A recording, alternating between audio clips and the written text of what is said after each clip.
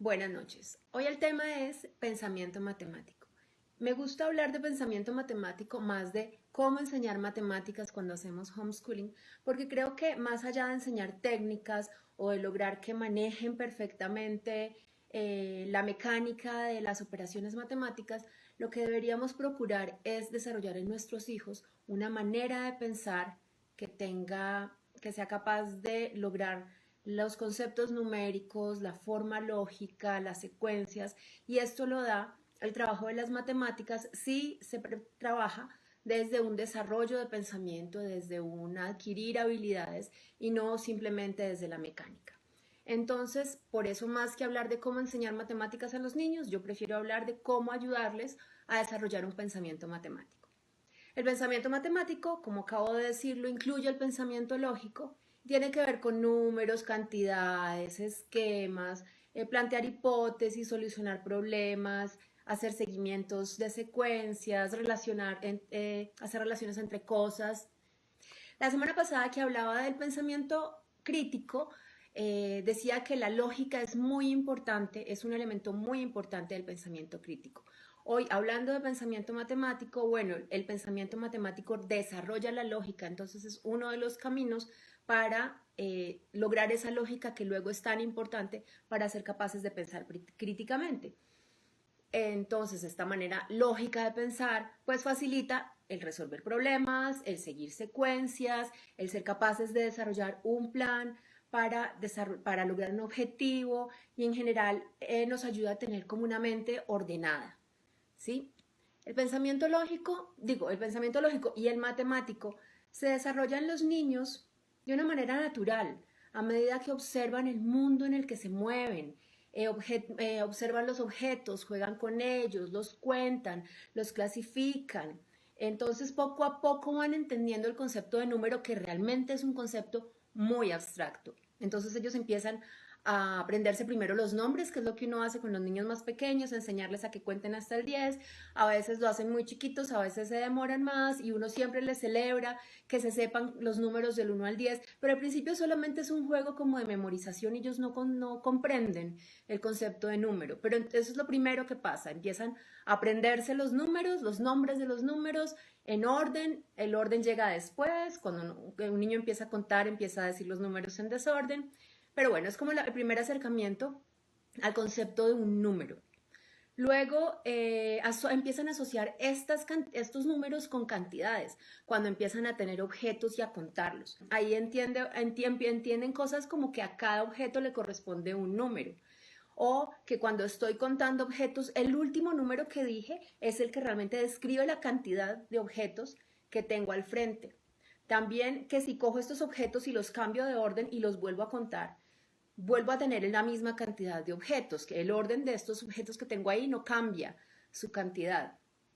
Todos estos son procesos que se van dando principalmente con el juego. No hay necesidad de tener actividades planeadas o con objetivos pedagógicos o tener una gran experiencia como maestro para ser capaz de acompañar a los hijos en este primer aprendizaje. Más adelante, entonces, después de toda esta parte, logran desarrollar el concepto numérico cuando son capaces de transformar estas cantidades en números y entender que entre esos números puede haber relaciones y de esas relaciones pueden valerse para resolver problemas. Entonces ahí, en ese punto, cuando logran comprender ese concepto, pueden entrar las operaciones matemáticas. Entonces, si nos damos cuenta, hay mucho que aprender. Hay un montón de conceptos que hay que desarrollar y que hay que interiorizar antes de pensar en que nuestros hijos vayan a empezar a sumar y restar. Entonces no hay afán y no debería haber presión, porque en este aprendizaje, como en casi todos los demás, cada niño, como cada ser humano, va a tener su ritmo y va a aprender y va a estar listo en su momento. Bueno, cuando ya han aprendido entonces todas estas cosas, que se han aprendido principalmente a través del juego y de la exploración libre y de incluir el tema numérico en las cosas cotidianas, podríamos pensar que como ya hay que empezar a enseñarles a sumar y restar, vamos a dejar el juego a un lado, ya no jugamos más porque ahora sí nos ponemos serios. Y no, por favor, no. No se trata de que lo que antes era divertido ahora se va a volver una obligación y entonces ya no jugamos, sino que nos la pasamos con un lápiz y un papel haciendo y haciendo y haciendo y haciendo sumas porque la mecánica es importante. Sí, la mecánica es muy importante. Para que alguien sea capaz de hacer una suma rápida en su cabeza, tiene que haberlo practicado muchas veces. Pero eso también se puede hacer jugando. Y podemos complementar. Tampoco es que estén prohibidos las hojas, el papel y el lápiz y la suma mecánica, pero mezclar, no olvidarnos del juego y no olvidarnos de seguir haciendo este proceso algo divertido. Entonces así llega la suma, llega la resta, que son conceptos que se comprenden fácilmente. Pues no voy a hablar mucho de eso, pero pues explicarle al niño que si yo junto cosas las estoy sumando y si a un conjunto de cosas le quito otras las estoy restando, el concepto es muy fácil de entender y ya la mecánica pues se va practicando al mismo tiempo. Después de eso entra en multiplicación y división y yo creo que suma, resta, multiplicación, división, comprender decimales y fraccionarios y sacar y ser capaces de hacer una regla de tres es como el aprendizaje básico y mínimo que se debe lograr y con el que cualquiera puede sobrevivir, ¿no? Ya de ahí para adelante son otros conceptos más avanzados, algunos sí los utilizamos en la vida, otros no, dependiendo del camino y de la profesión que escojamos y del oficio que escojamos, pero creo que hasta ahí, si logramos llegar hasta ahí con ellos, habiendo hecho todo este proceso de una forma agradable, natural, fluida, divertida, pues no van a ser niños que odien las matemáticas y así no se dediquen a algo que tenga que ver directamente con las matemáticas. Entonces, si hemos llegado a este punto sin haberles dañado el gusto por aprender, seguramente si quieren explorar más adelante lo van a poder hacer fácil porque no van a tener muchas dificultades para aprender conceptos más complejos. Claro, como les decía, no todos van a querer profundizar más, no todos somos buenos para todo, a algunos no les va a interesar mucho profundizar en álgebra o no lo van a disfrutar tanto el álgebra o la trigonometría o no sé, el cálculo diferencial, pero lo importante es llegar a este punto, digamos, con el gusto por aprender intacto y por el gusto por las matemáticas sano. ¿Cómo podemos cultivar el pensamiento matemático en los niños más pequeños? Entonces, básicamente, jugar. Jugar, jugar, jugar. Por medio del juego se logran un montón de cosas. Permitirles tener contacto con los objetos, manipularlos, que puedan observar sus características para que puedan clasificarlos, ordenarlos, contarlos, compararlos, agruparlos, hacer series, relacionarlos entre ellos. Todo esto uno lo hace jugando, no sé, haz una fila de carritos y cuáles, cómo podemos agruparlos, los que tienen llantas grandes y los que tienen llantas chiquitas, o podemos agruparlos por color, o podemos agruparlos porque tengo carros y tengo aviones.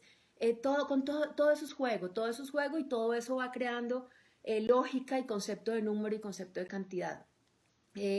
Otra cosa que puede ayudar a cultivar el pensamiento matemático es mostrarles en la vida diaria relaciones de causa y efecto. De cualquier cosa, no sé, tan evidente como pues si pongo el dedo en una vela me quemo o si pongo agua a hervir, cuando llegue a cierta temperatura va a hacer burbujas y le va a salir vapor. Bueno, relaciones causa y efecto hay todo el tiempo en todas partes, mostrárselas. Tener en casa juegos de lógica, de estos que son como acertijos matemáticos, no sé, Tangram o un dominó, unos naipes, unas torres de Hanoi, de estas cosas que son de bloques que hay que armar la figura. Bueno, todas estas cosas son juegos y van desarrollando una mente lógica, una mente matemática. Podemos irles con el tiempo a medida que crecen planteando retos, planteando problemas que los hagan pensar, los hagan analizar y aplicar la lógica y animarlos a que piensen distintas posibilidades para resolver estos problemas, que planteen hipótesis. Podemos también, y es importante, motivar a que haya momentos de silencio y de observación, porque vivimos ahora en un mundo en el que hay tanto ruido que estamos muy distraídos todo el tiempo. Entonces ser capaces de callar un poco el ruido externo y concentrarnos y observar también nos va a ayudar a desarrollar pensamiento lógico. Cubo Rubik, sí señora, el cubo Rubik es también es un muy buen juego que también desarrolla la lógica. Bueno, y jugar con la plata, jugar con billetes de juguete o manejar plata de verdad, que nos acompañen a la tienda, que nos acompañen a hacer mercado, que nos acompañen al banco, que jueguen al banco, que monten una tienda con los juguetes. Eso es jugar con números y es jugar además con dinero, entonces así aprendiendo otro concepto que es importante y es el concepto del dinero, pues porque es algo que hace parte también de la vida cotidiana. Bueno, pero como los que hacemos homeschooling no todos tenemos únicamente niños chiquitos, sé que siempre está por ahí también la pregunta con los que tienen niños más grandes o que por lo menos ya han pasado al bachillerato de cómo le enseño yo estas matemáticas más avanzadas si yo nunca las aprendí, si yo ya no me acuerdo de nada de eso, si yo lo odié profundamente. Bueno, a mí todavía me sorprende que me pregunten eso, porque es que estamos en una época en la que tenemos la información en las puntas de los dedos, un teclado, un teléfono móvil. En Internet está todo, todo está en Internet. Hay páginas, los que tenemos hijos grandes casi todos conocemos Khan Academy, que es espectacular, tiene unos videos escolarizados, pero claros, fáciles de entender y fáciles de seguir, y está diseñada para que los niños casi que sin acompañamiento puedan ir avanzando, ir entendiendo, ir avanzando en los conceptos. En YouTube hay cantidad de profesores que han sacado su canal y enseñan matemáticas, tanto matemáticas básicas, aritmética básica, como matemáticas incluso de la universidad. Entonces, en Internet de verdad que está todo. También, si le tienen pereza al Internet, pues pueden buscar a un profesor particular, a uno de los tantos tutores que hay ahora, porque ahora hay montones de ofertas de tutores que apoyan tareas. Pueden buscar a alguien conocido, alguien de la familia, el abuelo, un tío o un vecino, alguien que sabe del tema y que con seguridad va a estar feliz de compartirlo con nuestros hijos y de ayudarle a aprender. Entonces, por eso me sorprende todavía que me sigan preguntando lo mismo. Porque sí, por ejemplo, yo no he sabido, yo no les enseñé nunca eh, filosofía, pero si en algún momento tuvieron inquietud, pues buscaron, investigaron, nunca buscamos una persona, a mí nunca me dijeron que les interesara, pero digamos que ese es el camino, buscar por internet, buscar una persona que nos ayude, buscar un profesor al que le podamos pagar, opciones hay. Entonces, no es imposible acompañarlos en el aprendizaje de las matemáticas de bachillerato y no hay que tenerle miedo. Y ahí viene mi última recomendación para cerrar el tema y es, por favor, no le transmitan a sus hijos el miedo, el aburrimiento, la jartera que le tienen ustedes a las matemáticas si es que se las tienen. Porque la mayoría de las personas no disfrutó las matemáticas en el colegio, sintieron que no les fue bien, los convencieron de que eran malísimos para eso y crecieron pensando que no sirven para eso y ahora el momento de pensar en educar en casa, cuando se imaginan llegar a bachillerato y tenerles que enseñar eso, dicen no, mejor lo dejo en el colegio. Y pues no, a ver, ese realmente no es una razón. Entonces, los niños aprenden con gusto si uno les muestra las cosas con gusto. Si uno les dice que algo le parece aburrido, ellos se quedan con esa idea, muy probablemente nos van a comprar esa idea. Entonces sí, podemos contarles que en el colegio no nos iba bien, pero tratar de ser lo más objetivos posibles, no transmitirles como el odio y el fastidio y el... No, o sea, yo sé que existen miles de chistes de cosas y de gente que dice, yo jamás utilicé el trinomio cuadrado perfecto, eso de Pitágoras yo no solo para responder los exámenes del colegio, bueno, pero hay quienes sí lo usaron o sí lo usamos porque no sé, estudiamos ingeniería o estudiaron otra carrera en la que se ve mucha matemática o mucha estadística. Entonces, por favor, no les digan a sus hijos, eso es horrible, eso no sirve para nada. No, déjenlos que ellos se formen su propia idea de lo que son las matemáticas y seguramente que si no entran con este prejuicio de que es espantoso, si además lo están aprendiendo a través del juego y además nadie está calificándoles ni diciéndoles tú eres bueno, tú eres malo, tú eres mejor que él, tú eres peor que él, entonces no se les va a crear ese odio y ese fastidio y esa molestia y ese bloqueo que además sucede porque cuando toman esta actitud pues bloquean y ya realmente sienten que no son capaces de aprender y no aprenden porque se creen el cuento de que no son capaces de aprender. Entonces, con esa recomendación, cierro el tema. No he visto muchos comentarios, voy a revisar. Y si quieren hacer comentarios, hacer preguntas, decir algo más, o si no, podría ir pensando en cerrar porque ahora estoy viendo otra vez que está empezando a fallar la conexión. Gina, la página se llama Khan Academy. Cuando termine el video y lo publique, coloco el nombre de la página en los comentarios. Es muy buena y es muy conocida. Incluso hay página web, pero también hay aplicación para móviles. Y hay para matemáticas, física, química y yo no sé cuántos temas más. Bueno, entonces esto es un poco como lo que tengo para contar sobre las matemáticas. Yo siempre intento transmitirles la idea de que no necesitamos ser expertos, ni tampoco necesitamos contratar expertos, porque casi todo lo que se aprende se puede aprender de una forma natural, incluidas las matemáticas, al menos las primeras, las básicas, la aritmética básica. Incluso el álgebra y la idea y el concepto de función y de que hay una incógnita que tenemos que despejar, eso hace parte de la vida normal, son problemas. Tengo datos que conozco y un dato que desconozco, ¿cómo hago para averiguarlo? Bueno, otra cosa que quería mencionar. Lo malo de basarnos y de enfocarnos únicamente en la mecánica, una de las cosas malas, es que luego no son capaces de entender un problema y de saber esa mecánica cómo la aplican.